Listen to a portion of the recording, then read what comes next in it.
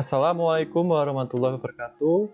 Kali ini kita akan belajar tentang sistem reproduksi manusia. Pada bagian 3 akan mempelajari tentang kesehatan organ reproduksi. Bersama saya Septiadi DPTK Aryoga. Pada kali ini penyakit yang pertama dalam sistem reproduksi manusia yaitu tentang keputihan. Keputihan itu kalau normal itu warnanya agak bening. Tetapi kalau keputihan yang sudah tidak normal itu ada warna yang sedikit berwarna kuning, bahkan ada yang berwarna abu-abu dan memiliki bau yang tidak sedap. Beberapa keputihan yang dapat disebabkan oleh bakteri, salah satunya yaitu yang pertama ada Chlamydiasis, bisa terjadi di laki-laki maupun perempuan, disebabkan oleh bakteri Chlamydia trachomatis. Biasanya ini ditandai dengan keputihan yang dapat disertai rasa nyeri pada saluran pada saat kencing. Kemudian ada Candidiasis vaginalis, ini terjadi pada perempuan saja. Candidiasis vaginalis disebabkan oleh bakteri juga, yaitu bakteri Candida albicans. Biasanya penyakit ini disertai gejala tentang keputihan yang berwarna putih susu, bergumpal, disertai rasa gatal, panas dan kemerahan di sekitar kelamin dan sekitarnya. Kemudian vaginosis, yaitu disebabkan oleh Gandrella vaginalis. Keputihannya tidak banyak, berwarna abu-abu, lengket dan berbau amis. Kemudian trichomoniasis, disebabkan oleh bakteri Trichomonas vaginalis. Keputihan yang banyak sekali, kadang-kadang berbusa, berwarna kehijauan dengan bau yang busuk. Penyakit kedua adalah penyakit tentang kencing manis atau gonore. Penyakit ini bisa terjadi di laki-laki maupun perempuan. Sesuai dengan namanya, kencing nanah. Dalam gejala penyakit ini biasanya terjadi seperti keluarnya warna bagian putih pada kelamin laki-laki maupun perempuan. Hal ini disebabkan karena bakteri Neisseria gonorrhoeae yang menginfeksi lapisan dalam uretra, yaitu saluran kencing itu, dan di perempuan biasanya mengisi di leher rahim atau rektum atau tenggorok, atau biasanya di bagian tenggorokan juga. Penyakit ini terjadi karena menular karena ada hubungan seksual seperti itu. Jadi ini adalah salah satu penyakit yang menular karena salah satunya karena hubungan seks bebas seperti itu. Kemudian sifilis. Sifilis ini disebabkan oleh bakteri Treponema pallidum dari subspesialis pallidum. Penyakit ini juga tertular lewat hubungan seksual. Gejalanya salah satunya adalah munculnya bintik-bintik merah. Bahkan ada penelitian tentang bakteri ini jika digunakan citra mikrograf elektron treponema pallidum, itu bakteri ini bisa kelihatan seperti spiral seperti ini.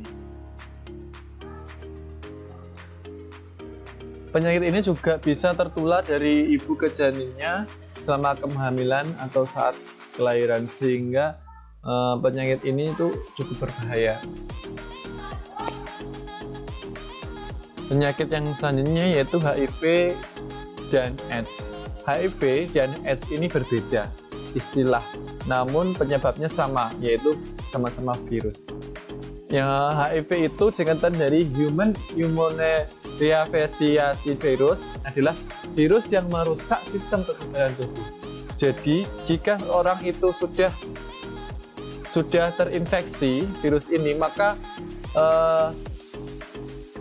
kekebalan tubuhnya itu akan berkurang seperti itu. Sehingga jika virus ini sudah menginfeksi, itu ada fase-fasenya.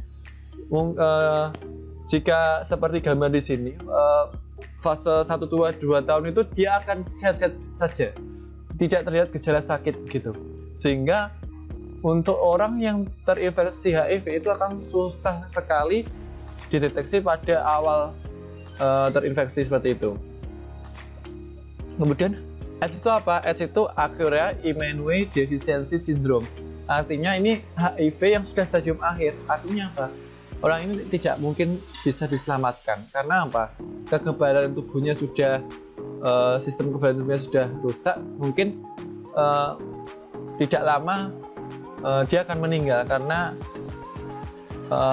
komplikasi atau ada penyakit lain yang sehingga karena dia tidak memiliki kekebalan tubuh, akhirnya dia bisa mati karena ada infeksi penyakit lain seperti komplikasi atau infeksi lain. Yang kemudian ada herpes genitalis. Penyakit ini bisa menular ke laki-laki atau perempuan.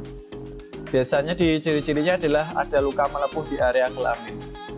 Namun penderita herpes genital juga bisa tanpa gejala atau asimptomatik, seperti itu. Kemudian prostatitis. Prostatitis ini terjadi pada laki-laki karena hanya memiliki kelenjar prostat. Jadi kelenjar prostat tuh kecil seperti ini kalau normal, tapi dia bisa membengkak dalam waktu yang lama. Nah, dan akhirnya seorang laki-laki itu bisa merasakan sakit saat buang air kecil.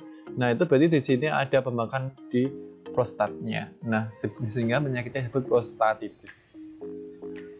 Ini juga penyakit yang terjadi di laki-laki, yaitu epididymitis.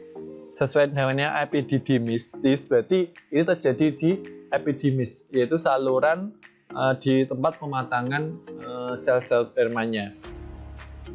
Pada penyakit ini juga mengakibatkan rasa nyeri karena pembengkakan pada area tersebut, sehingga terjadi peradangan yang menyebabkan ini bisa menyebabkan hingga testis atau nanti penyakitnya epidymocystis.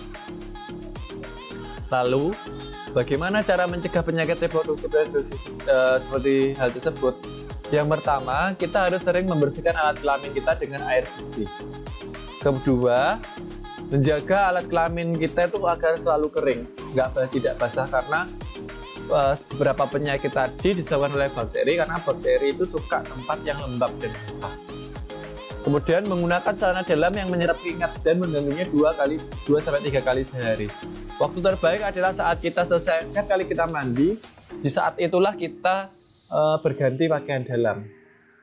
Kemudian tidak menahan buang air kecil, kemudian mencukur rambut kemaluan secara berkala, kemudian rajin olahraga dan mengonsumsi makanan yang bernutrisi, kemudian periksa ke dokter jika ada keluhan. Untuk perempuan, silakan mengganti pembalut sesering mungkin saat menstruasi. Kemudian hindari penggunaan sabun pembersih kewanitaan secara terus-menerus, karena sifatnya ini ada semuanya sifat asam basa ya. Nanti kalau misalkan terlalu basah itu juga akan merusak lapisan di kulit di sekitar daerah kewanitaan itu. Kemudian untuk yang laki-laki sebaiknya tidak berendam di air panas. Karena apa? Karena testis seorang laki-laki itu sangat sensitif dengan panas, karena dia akan bekerja secara produktif pada suhu tertentu, sehingga testis itu tidak boleh terlalu panas karena akan merusak kualitas dari spermaidnya itu sendiri. Kemudian tidak menggunakan sidi ketat, ini hubungannya juga sama, karena kalau sidi ketat maka itu bisa juga merusak testis seorang, karena testis itu berada di luar tubuh, tidak ada pelindungnya, hanya dilapisi oleh skrotum saja. Kemudian tidak minum alkohol dan merokok, karena itu juga nantinya akan mengaruhi kualitas sperma yang dihasilkan oleh testis. Itu saja yang mungkin pertemuan kita kali ini. Terima kasih atas perhatiannya. Kita akhiri sekian. Wassalamualaikum warahmatullahi wabarakatuh.